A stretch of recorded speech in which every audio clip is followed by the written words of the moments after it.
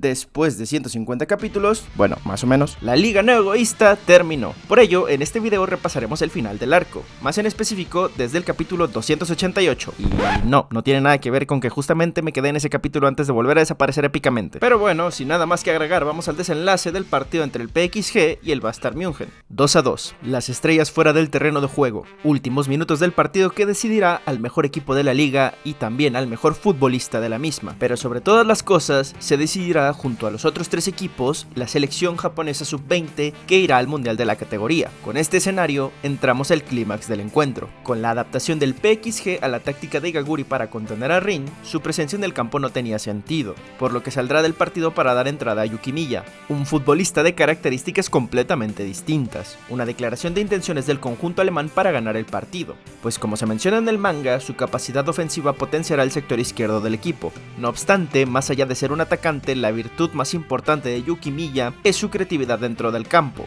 ya que por sus características es un revulsivo muy efectivo para agitar partidos, pues a través de su regate y de sus conducciones puede encontrar atajos en el camino al gol, siendo un futbolista mucho más útil que Igaguri para este escenario de partido. No obstante, eso no es lo único importante en la reaparición del chico de lentes. Esta nueva versión de la rivalidad o sinergia entre Isagi y Yuki Miya es algo que promete, pues a diferencia de partidos anteriores, las batallas internas no importan en el equipo, lo importante es la victoria. Eso no significaba que iban a cooperar unos con otros. Como nos ha dejado claro Blue Lock, la clave para el crecimiento de sus futbolistas es que entre ellos sean capaces de superarse para ser el eje central del equipo, pues solo eso les hace sacar el máximo rendimiento, ya que añadir a Yuki Miya al equipo sumaba un perfil diferente, su estilo de juego era mucho más parecido a los genios.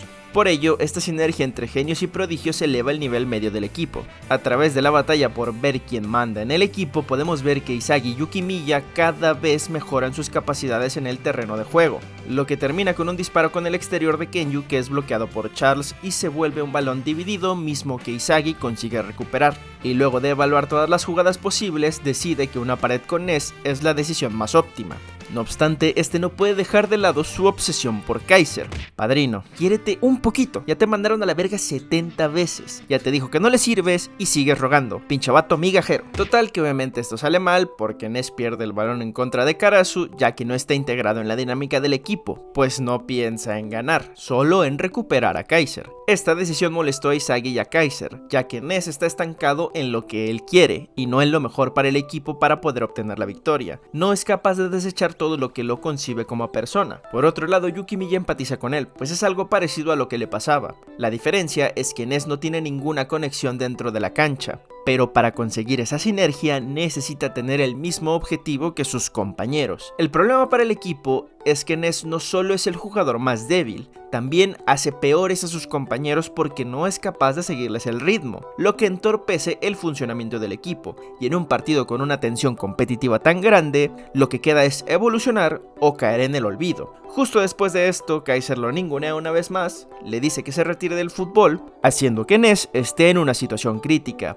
porque ya no le queda nada. Ness rechaza esta decisión y le dice que él sigue porque lo quiere hacer el mejor del mundo. Sin embargo, Kaiser le deja claro que no está entendiendo lo que pasa en el terreno de juego, pues los demás están arriesgando todo lo que tienen en esta batalla de egos. Aquel que no entienda esto debe desaparecer, pues sin talento individual no son más que basura. A esto Ness responde que aparte de hacerlo el mejor del mundo, no tiene ninguna otra razón para jugar fútbol. Finalmente, Kaiser se da por vencido, pues a pesar de su explicación, Ness no lo entiende. Le hace ver que no está molesto con él, es solo que no le importan aquellos que no son capaces de entender lo que se está jugando y seguir el ritmo de los demás. Isagi se da cuenta de que el espíritu y el ego de Ness están rotos, su incapacidad para adaptarse a los cambios del partido fue la causa de esto. Ahora mismo es solo un cascarón, ya que nadie espera nada de él y sin Kaiser no es nada. Ness junto a su talento están hundidos. Aún así, con la entrada de Yuki Miya y la sinergia entre Kaiser e Isagi, Rin consideraba que era el peor escenario, pues para aplastar a Isagi no puede seguir con la misma estrategia,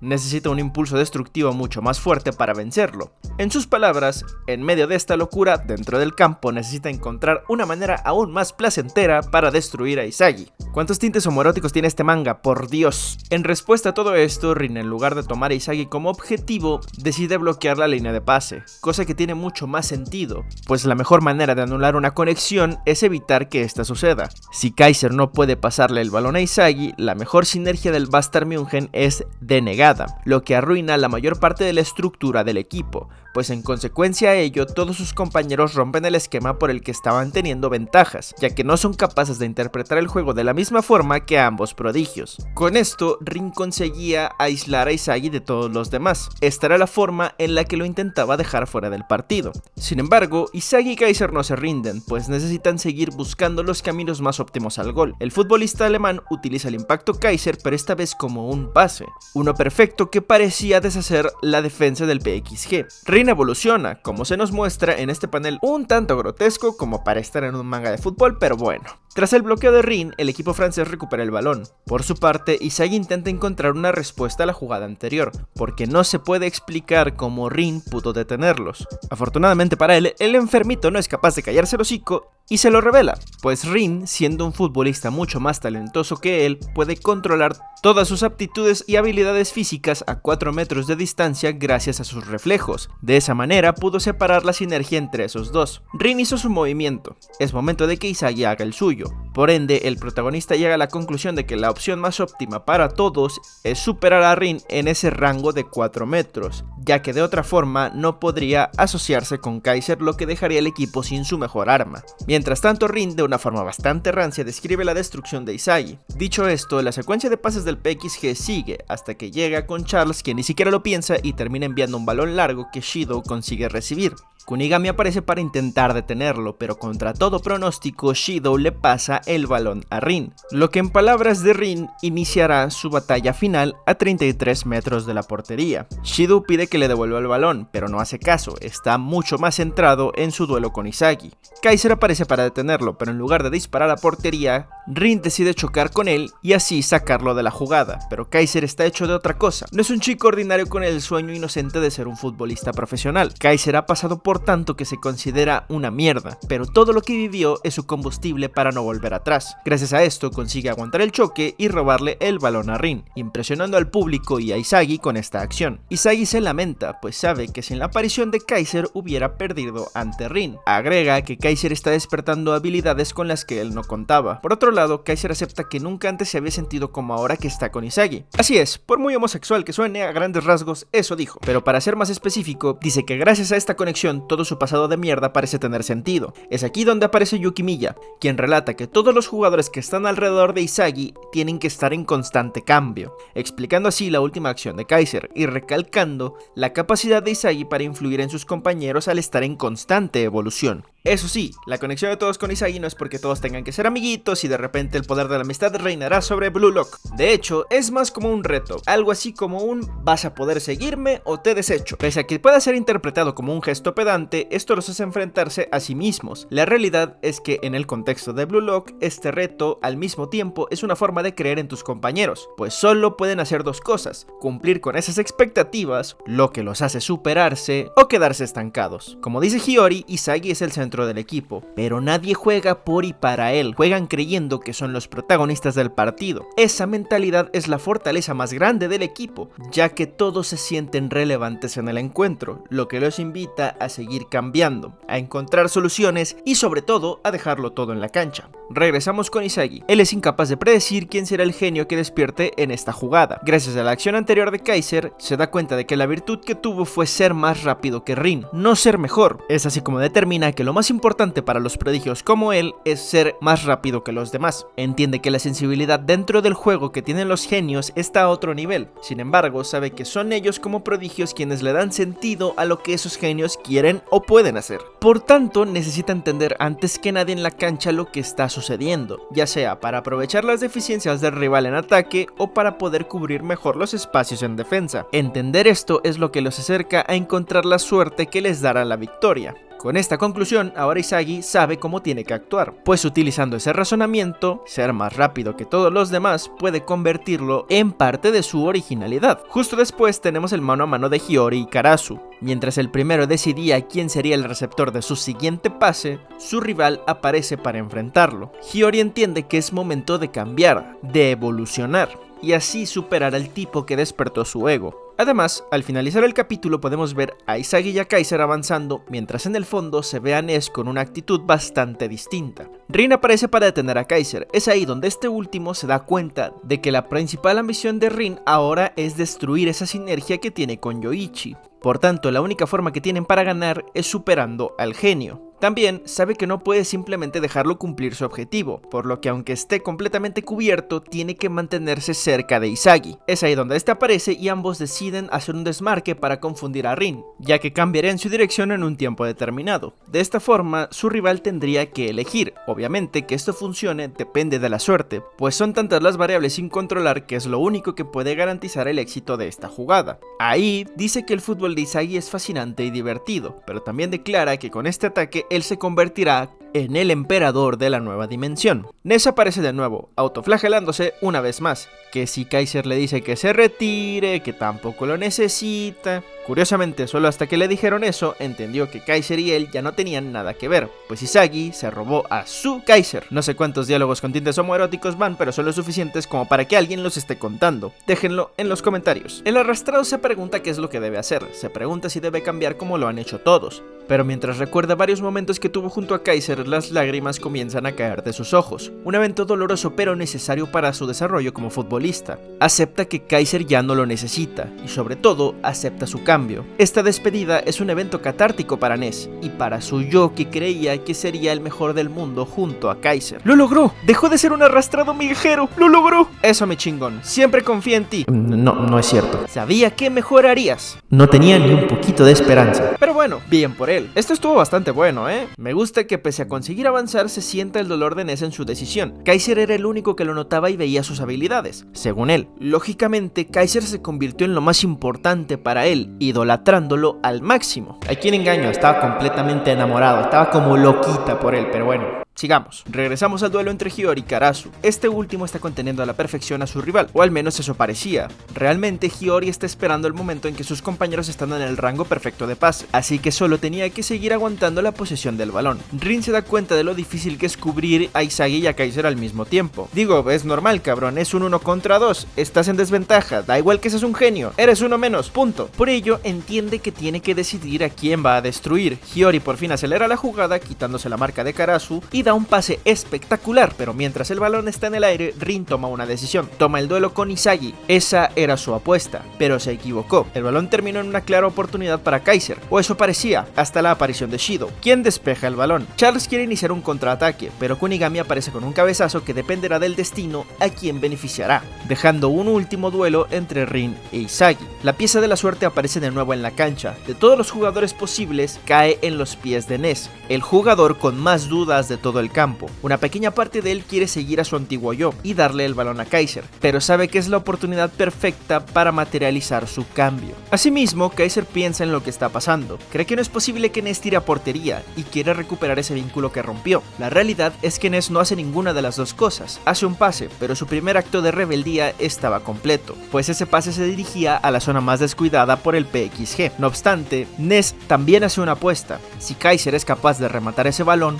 podrían volver a ser como antes. Pero no fue así. El tipo que más repudia, el que le robó a Kaiser, Izagi, consiguió ser el más rápido en adaptarse y llegar a ese balón. Pero ese es el resultado de confrontar a su versión anterior y matar todo lo que te concebía como futbolista y como persona por la victoria del equipo. Izagi una vez más atrajo el ego de sus compañeros, pues Ness demostró que podía seguirlo. Todo esto de forma completamente indirecta, pero siendo el eje central del equipo es imposible no entrar en esa dinámica si estás dispuesto a pasar por el cambio y así conseguir la victoria del equipo. Rin también se da cuenta de que Izagi está evolucionando una vez más, como nunca le da ni un poco de terreno para seguir, mientras corre detrás de él con la esperanza de que no anote, mientras observa el nacimiento de un nuevo y perfecto Izagi Yoichi. Por otro lado, Kaiser grita completamente desesperado, sus rivales y compañeros asombrados. Izagi dispara a la portería. En cada pieza podemos ver las facetas de todo lo que ha pasado en la Liga No Egoísta. Escribe su nombre con letras de oro y anota el gol ganador para el Bayern München, convirtiéndose en el Neo Egoísta,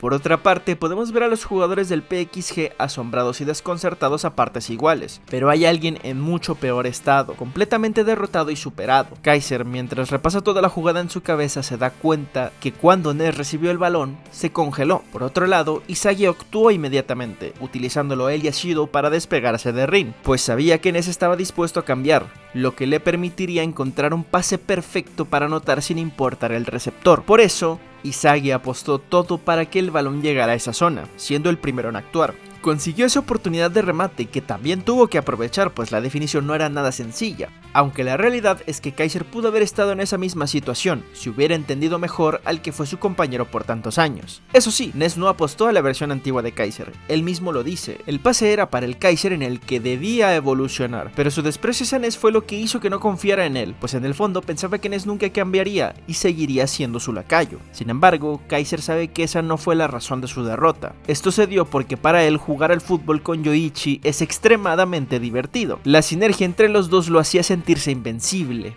y ese pensamiento en cierto modo lo hizo depender de esta sensación. Kaiser no perdió por Ness, perdió porque dejó atrás su identidad al volver al cero. Dejó atrás la malicia que tanto lo caracterizaba y de la que estaba tan orgulloso. Ahí, Isagi aparece para preguntarle si Ness es especial para él, ya que desde su perspectiva es otro jugador talentoso más. Por eso, al pensar en ese vínculo y considerarlo inútil, Ness se convirtió en alguien especial, alguien cuyas acciones en cancha tenían que ser tomadas en cuenta. Esa diferencia en la toma de decisiones entre la adaptabilidad y razonamiento de Isagi y las emociones ante su antiguo vínculo de Kaiser fue lo que decantó la balanza a favor del futbolista japonés. Para cerrar, en un tono sumamente sarcástico y burlesco, Isagi le dice a Kaiser que su contrato de un gol terminó, le da las gracias por su gran trabajo y cierra dejándole claro que ha sido su mejor payaso, ofreciéndole un apretón de manos. Esta actitud de Isagi hace que Kaiser se sienta completamente humillado y solo puede responder con enojo e impotencia. De un manotazo rechaza el saludo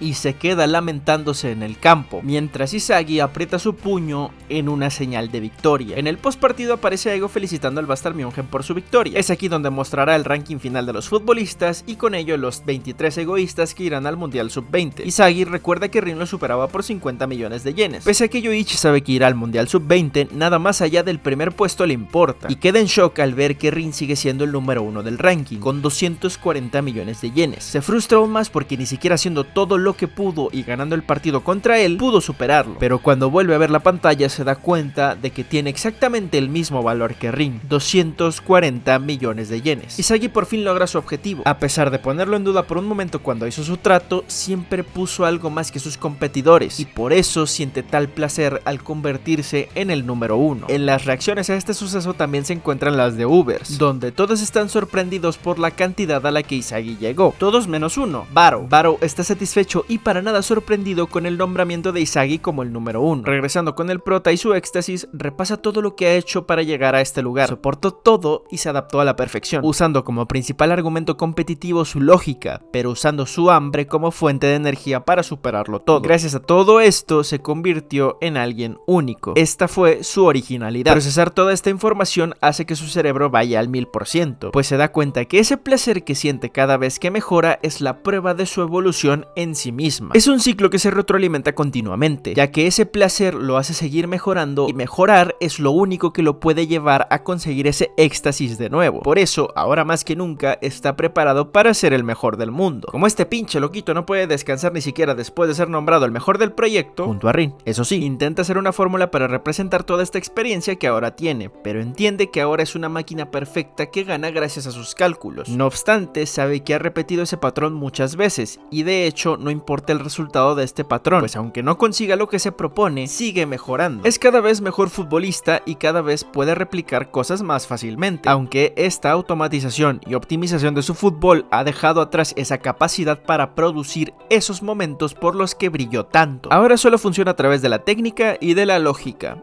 pero todo lo que pasa a su alrededor sigue dependiendo de esa chispa que se genera dentro de él, misma que se forma a partir de cualquier reto. ya sea sueños, objetivos o rivales a vencer. Pero esa chispa no es una característica propia, es algo con lo que todos cuentan y solo aquellos que son capaces de detectarla la usan para sobrevivir, pero los que no son capaces de encontrarla y hacen un mal cálculo se quedan por el camino. Por otra parte, nos muestran un breve resumen de las interacciones entre Nagi y Reo, terminando con lo que pasó en el capítulo 247, donde ambos, tras ver las reacciones en redes sociales sobre su rendimiento en el campo, deciden cambiar para no poner en riesgo su participación en el Mundial Sub-20. Es ahí donde vamos al partido entre el Manchester City y el Barça. En el partido vemos que colaboran de nuevo con el objetivo de entrar de forma más holgada en el top 23 y así asegurar su participación en el Mundial Sub-20. Por ello, utilizarán su sinergia no solo para hacer goles y asistencias entre sí, sino también para controlar el partido como eje central del equipo. Digamos que revolucionan la sinergia que tenían para dominar más aspectos del juego juntos. De hecho, podemos ver cómo desde el minuto 1 Nagi está mucho más implicado en el partido y se nota que se está esforzando mucho más, todo con el fin de seguir en Blue Lock. Gracias a un apoyo de Nagi, Reo le da un gran pase a Chigiri, quien con su disparo característico anota el primer gol del partido, siendo esta la primera asistencia de Reo. El partido reinicia con una conducción de Bachira, quien con su increíble gambeta es capaz de eludir a todo el Manchester City, terminando con un gol espectacular digno de cualquier crack brasileño que se respete. Con el empate, los maestros entran al campo.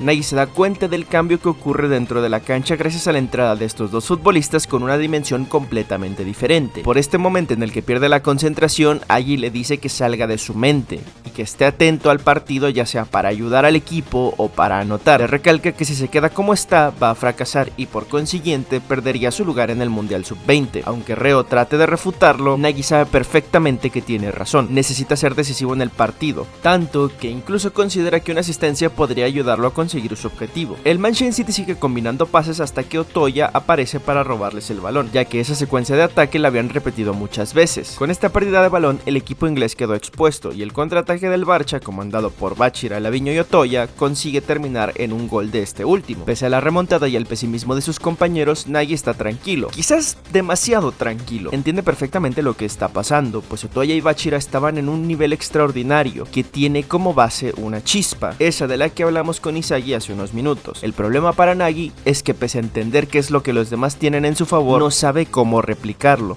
Lo peor es que en esta situación es Reo quien está tomando su lugar como el futbolista que se emociona ante un escenario complicado a superar para lograr sus objetivos. Es aquí donde Nagi se da cuenta de la situación, pues Reo se las arregló para resaltar aún siendo un segunda espada, sin ninguna pizca de protagonismo, se adaptó y reinventó lo suficiente como para volverse relevante en el campo sin dejarlo de lado. Así es como estos dos parece que empezarán su nueva sinergia, pues ahora que Reo encendió su chispa, Nagi quiere cumplir con esas expectativas. Pese a esto, la situación es crítica porque un gol más del Barça sellaría su derrota y sobre todo, Nagi se vería en muchos problemas porque no había conseguido ser determinante en el encuentro. El chico peliblanco comienza a dejarse llevar, su mejor juego empieza a surgir, comienza a regatear rivales uno tras otro, pero cuando llegó a una zona del campo importante empezó a dudar y quiso pensar como Reo para encontrar una solución, un pensamiento completamente equivocado, pues para crecer como futbolista lo que importa es confrontarte a ti mismo y sacar una nueva versión que te permita adaptarte en la cancha. Este momento de duda le permite a Laviño robar el balón, pero justo antes de iniciar una jugada de peligro, Chris Prince consigue recuperarlo. Pese a que Nagi pensó que harían una jugada juntos, Prince lo ignora rotundamente, porque es un egoísta que no está persiguiendo sus ideales. En su lugar, decide enviarle un centro a Reo, un futbolista que claramente está siguiendo su objetivo a su manera, y con su característico camaleón copia el disparo anterior de Otoya, anotando el empate y enviando a los maestros fuera del campo. Reo celebra su gol en un profundo éxtasis. No obstante, cuando se percata de que Nagi se halla en el campo, le pide perdón por no ayudarlo a marcar. Es aquí donde Nagi tiene las cosas claras, y ojo, no tiene absolutamente nada en contra de Reo.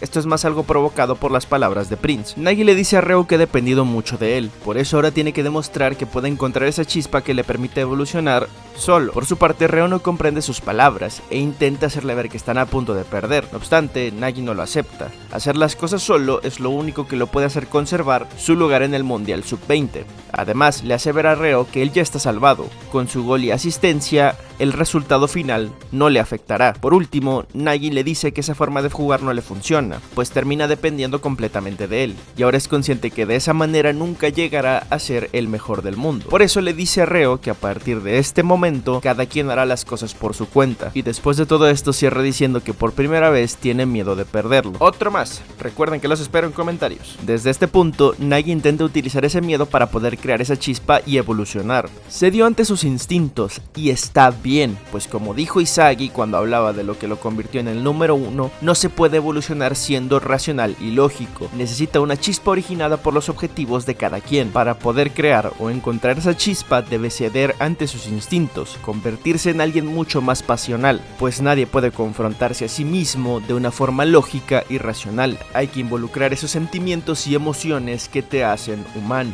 Y en estas últimas palabras fue lo que Nagi hizo. Dejó de ser un futbolista robótico y se dio ante sus instintos, tanto así que acepta que tiene miedo, pues su objetivo de ser el mejor del mundo junto a Reo está en peligro. Nagi empieza a hacer esas jugadas que siempre lo caracterizaron como un genio, y pese a que está asustado por lo que puede pasar en el futuro, también se da cuenta de que jamás imaginó llegar hasta aquí. El chico está sacando todo este coraje de su deseo de seguir junto a Reo, aunque no juegue con él, pues también quiere convertirse en el mejor del mundo, y sabe que esas dos cosas juntas son incompatibles. Justo cuando iba a disparar a portería, Otoya aparece y nubló la mente de Nagi, pues toda esa determinación se esfumó porque nunca esperó que alguien pudiera seguir su jugada. Ahí, como un rayo de luz, apareció Reo y no pudo seguir con su mentalidad de lograrlo todo por su cuenta. Le pasa el balón a su compañero más confiable, pero esa decisión parece que sepultó su futuro. Bachira aparece, le roba el balón y le dice que es un egoísta fracasado, porque no es capaz de sobrevivir solo. También comenzamos a ver el resto de los futbolistas seleccionados para el Mundial Sub-20. Mientras Bachira regatea, también podemos ver su nombre en el 5º puesto. Además aparecen Chigiri, Reo, Kunigami, Otoya, Aiku y Karasu, cerrando así los 11 primeros. Bachira hace una pared con uno de sus compañeros y la lista sigue apareciendo. Kagamaru,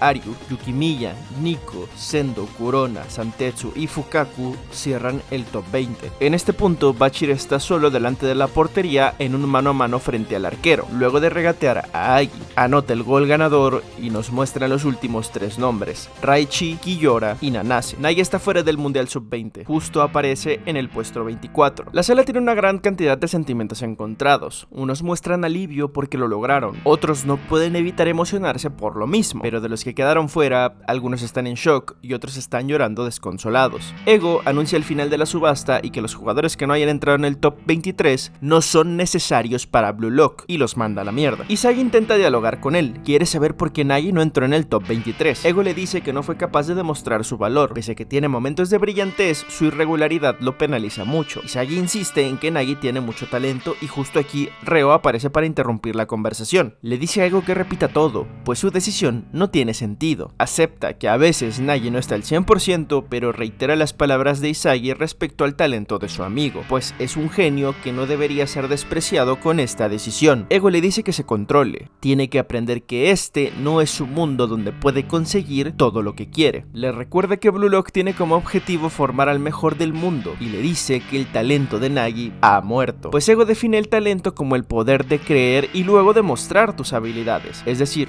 no basta con creer que eres bueno, y de la misma forma, el talento no es estático, ya que cambia según el entorno y estado mental del individuo. Todo lo que se atraviesa con el futbolista puede afectar para bien o para mal el desarrollo de su talento. Les hace ver que su análisis fue completamente equivocado. En lugar de aceptar que consiguieron mejores resultados actuando como individuos, creyeron que después de mejorar podían volver a trabajar juntos. Toda esa adulación al talento de Nagi es contraproducente para él, pues deja de guiarse por sus instintos, y esto era lo único que podía hacerlo superar su talento. No obstante, Ego dice que el mayor error de Nagi no es nada de lo comentado anteriormente. Su mayor error es pensar que vencer a Izagi era suficiente para cumplir su sueño. Ego les pregunta a todos, ¿cuál es la mayor causa de marchitamiento del talento? ¿Miedo? ¿Desesperanza? ¿Desesperación? En lo absoluto. Lo que mata el talento es la satisfacción, la misma que obtuvo después de ese gol que de ninguna forma significaba que venció a Izagi. Pero como él entendió que sí, dejó ese estado que le permitía fomentar esa chispa. Dejó de tener hambre. Lo que tenía que hacer en ese enfrentamiento ante Izagi era seguir intentando sobrevivir solo, pues aún con la derrota hubiera mantenido esa chispa. Volver a su lugar seguro fue lo que mató su talento. Aquí es donde Reo se da cuenta. Es su culpa. Con la colaborar en el campo con Nagi lo limitó. Seguir cuidándolo tanto le quitó las ganas de competir, ya que estaba en su zona de confort. Después de eso, la chispa se apagó y nunca más se encendería. Y la gran contradicción de Nagi era que en sus palabras quería ser el mejor del mundo, pero sus acciones reflejaron que vencer a Izagi fue suficiente para tener el estómago lleno como futbolista. De ahí venía el miedo de Nagi de perder a Reo, de no poder seguir el ritmo y la ambición que Blue Lock necesita, y aún más viendo que su amigo sí tenía lo necesario para mantenerse. Nagi, completamente resignado, le dice a Reo que no se arrepiente de nada, pues sabe que su compañero piensa que es culpable de su eliminación, pero le deja claro que sus intenciones para seguir en Blue Lock eran vencer a Izagi y seguir jugando al fútbol junto a él. Ahí es donde se dio cuenta de su falta de ambición, ya que es un sueño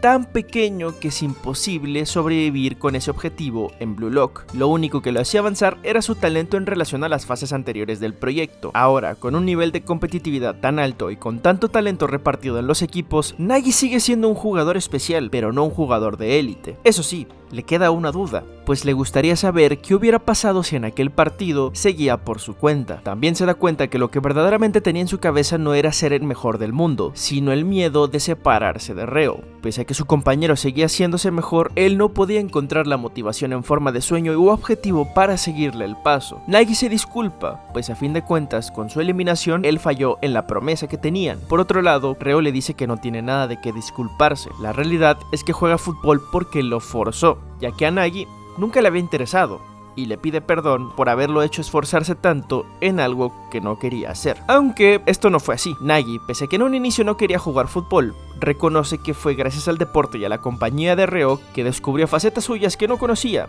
desde las mejores hasta las peores. Pero sobre todo, Nagi se dio cuenta de lo mucho que extrañó a Reo cuando ambos estaban separados. En pocas palabras, Reo le dio a Nagi un motivo real para vivir, ya que para él existir era molesto, y por ello, Reo es el tesoro más grande en la vida.